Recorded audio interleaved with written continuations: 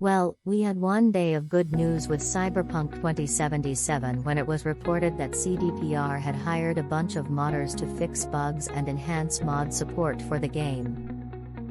But it seems they may have their first bug to fix sooner rather than later.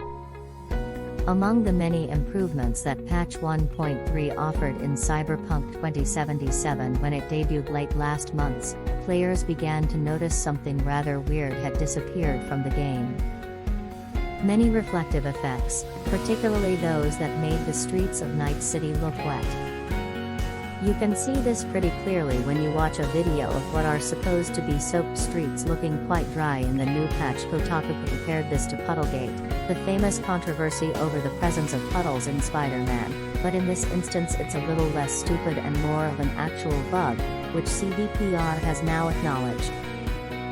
They told Kotaku that we looked into it and have confirmed, wetness will be returning in a future update. You may not notice this on some platforms or some settings, but if your computer can manage psycho settings it stands out a lot more and makes the roads look especially flat. Console versions of the game have long struggled with most textures and lighting effects looking somewhat flat, but that's more of a power problem than a bug, and hopefully we will see improvements there in the next-gen version.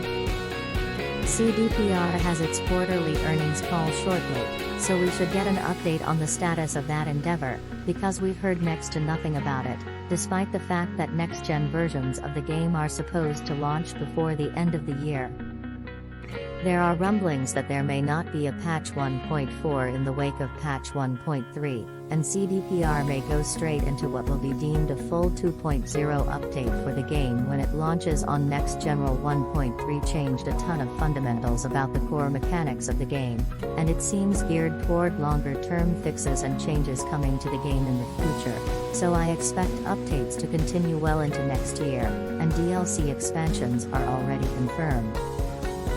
Now, it seems that multiplayer for Cyberpunk 2077 may have also been revived, if recent hints in the game files are to be believed.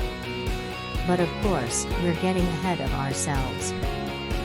Follow me on Twitter, YouTube, Facebook and Instagram. Subscribe to my free weekly content roundup newsletter, God Rolls. Pick up my sci-fi novels The Hera Killer series, and the Earthborn trilogy, which is also on audiobook.